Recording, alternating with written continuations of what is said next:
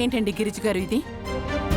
మీ ఇంట్లో శుభకార్యానికి మమ్మల్ని అందరినీ పిలవటానికొచ్చి మా కోడల్ని అవమానిస్తున్నారేంటి?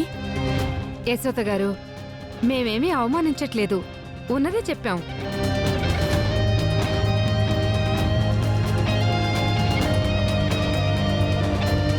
మీరు పెద్దవాళ్లే కదా, మీకు కూడా తెలుసు కదా, సీమంతానికి వాటికి గొడ్రాల్ని పిలవరు కదా.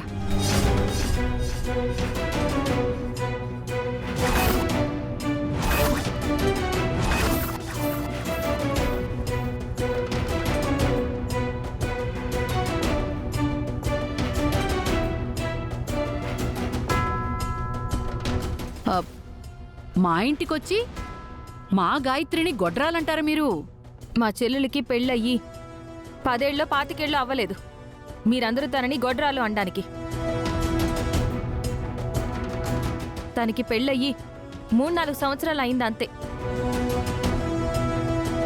కొంతమందికి పిల్లల విషయంలో ఆలస్యం అవ్వచ్చు, అంత మాత్రాన మీ అంతటా మీరుగా తనకి పిల్లలు పుట్టరని ఫిక్స్ అవుతారా?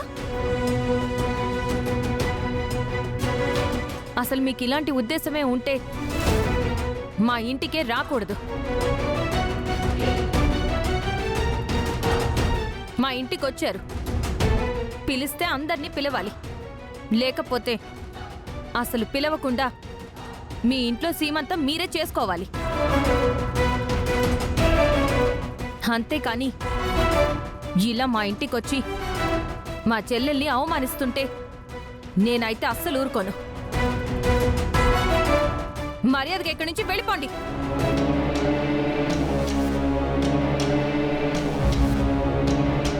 గాయత్రి, గాయత్రి,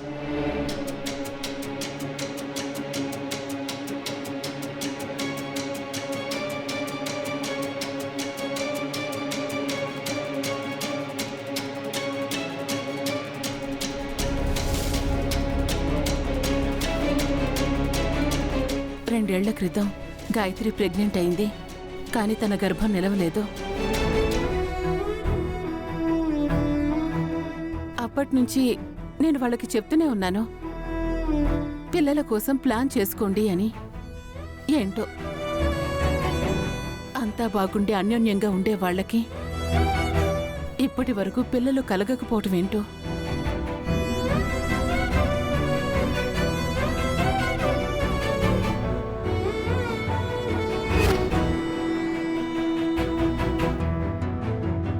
సీమంతం కదా, ఆమెకింకా పిల్లలు పుట్టలేదు.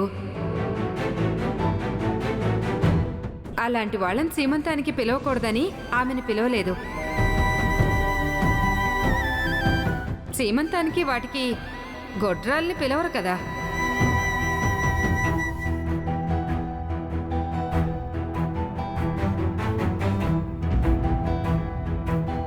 సత్య, ఏంటి అలా ఉన్నావు? ఏం ఆలోచిస్తున్నావు?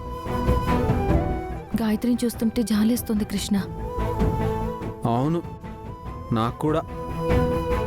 గాయత్రి చాలా మంచిది, అనంత్ బాబు కూడా చాలా మంచోడు. మంచి వాళ్ళకి ఆ దేవుడు కష్టాలు ఇస్తారంటారు. పాపం గాయత్రి ప్రెగ్నెన్సీ విషయంలో అందరూ చాలా మాటలు అంటున్నారు. ఇంట్లో వాళ్ళంటే పర్వాలేదు, కానీ బయట వాళ్ళు కూడా అంత దారుణంగా మాట్లాడడం నాకు అస్సలు నచ్చలేదు. అవును సత్య, ఆ కడుపు విషయంలోనే గాయత్రి ఒక అడుగు వెనక్కేసింది. కానీ తనకున్న కోపానికి వేరే విషయంలో అయితే వచ్చిన వాళ్ళ పళ్ళు రాలగొట్టేది. పాపం ఏ ఆడపిల్లైనా ఏ విషయంలో అయినా తట్టుకుని నిలబడి ఉంటుంది, కానీ తన గర్భం దాల్చే విషయంలో మాత్రం ఎవరైనా అనరాని మాటలన్నా, తన కడుపు పండదని చెప్పినా ఏ ఆడపిల్ల ఆ మాటల్ని భరించలేదు. గాయత్రి, అనంతులు పైకేమీ చెప్పలేకపోయినా లోపల వాళ్ల బాధ వర్ణనాతీతంగా ఉంటుంది. అవును సత్య, కానీ ప్రతి సమస్యకి ఏదో ఒక పరిష్కారం ఉంటుందంటారు కదా. ఈ సమస్యకి పరిష్కారం ఉండదు. ఆ దేవుడు కరుణిస్తే తప్ప గాయత్రి మీద ఆ గొడ్రాలు అనే మచ్చ తొలగిపోదు.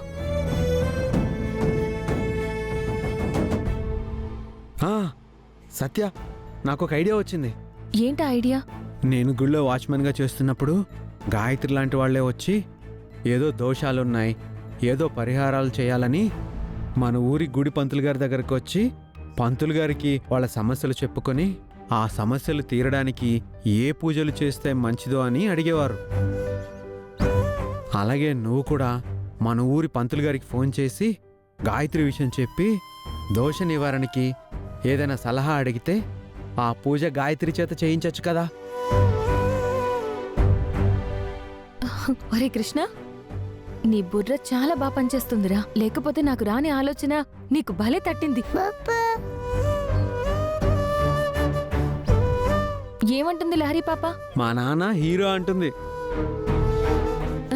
మీ నాన్న ఒట్టి హీరోనే కాదు, సూపర్ హీరో. కాకపోతే బుర్ర అప్పుడప్పుడు వాడతాడంతే. సర్లే, ముందు ఆ పంతులు గారికి ఫోన్ చేసి ఏం పూజ చేయాలో కనుక్కో. అలాగే, గాయత్రి కోసం నేను ఏ పనైనా చేస్తాను. ఎందుకంటే గాయత్రి మా అక్క విషయంలో చాలా పాజిటివ్గా మాట్లాడింది.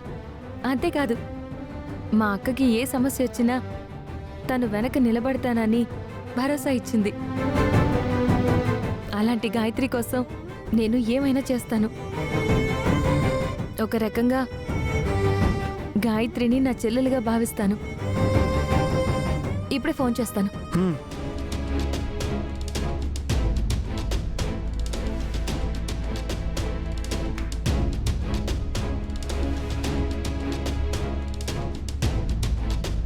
గాయత్రి, అనంత్ గారు, భూషణం మావయ్య, అత్తయ్య, ఊర్వశి, అత్తయ్య, అందరూ రండి.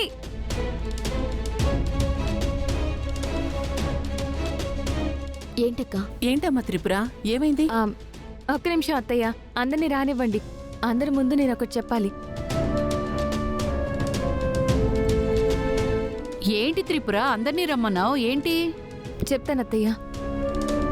హ్మ్,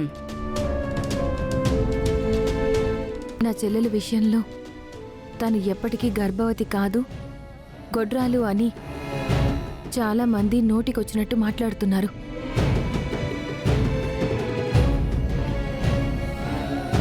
తను బాధపడేలా మాటలు అంటున్నారు. ఓహో, నువ్వు గాయత్రి గురించి మాట్లాడదామని పిలిపించావా? అవునత్తయ్య, గాయత్రి ప్రెగ్నెన్సీ విషయంలో వాళ్ళ ప్రయత్నం వాళ్ళు చేస్తున్నారు. కానీ మానవ ప్రయత్నంతో పాటు ఆ దేవుడు అనుగ్రహం కూడా ఉండాలని పంతులు గారికి ఫోన్ చేశాను.